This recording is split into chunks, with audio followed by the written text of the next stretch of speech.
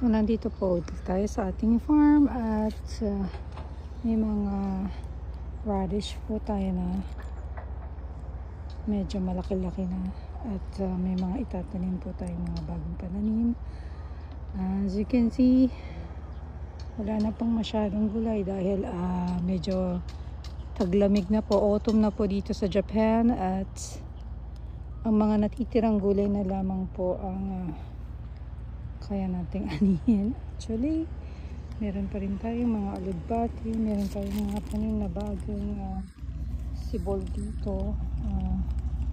Dito po ay broccolis. Tanim po tayo ng broccolis. At kung makikita po ninyo, wala na po tayong masyadong pwedeng anihin gulay, pero kahit pa paano po yung mga natitira pang pwede nating anihin mga gulay na katulad nito. May mga beans pa rin po, no, talagang kahit na ganito na po yung puno ng beans, namumunga pa rin siya ng beans. At ito pong mga bunga na natitira ay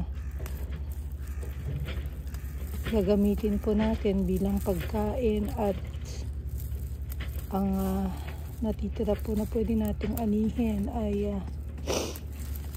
gamitin natin bilang pagkain. Medyo maganda. Ayan, tanggalin pa na. Ayan po,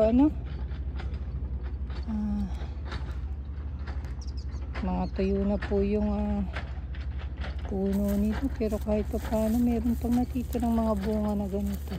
Ayan, kaya talagang tagtuyot na kasi magwi-winter na po, autumn na po dito sa Japan, pero kahit pa paano meron pa rin po tayong maaani para kainin.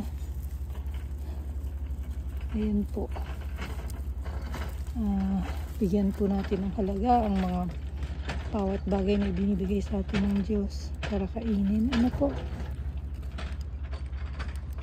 pasensya na po sa ingay dun sa tabing daan. May ginagawa po kasi nga daanan dito sa may tabi ng farm namin.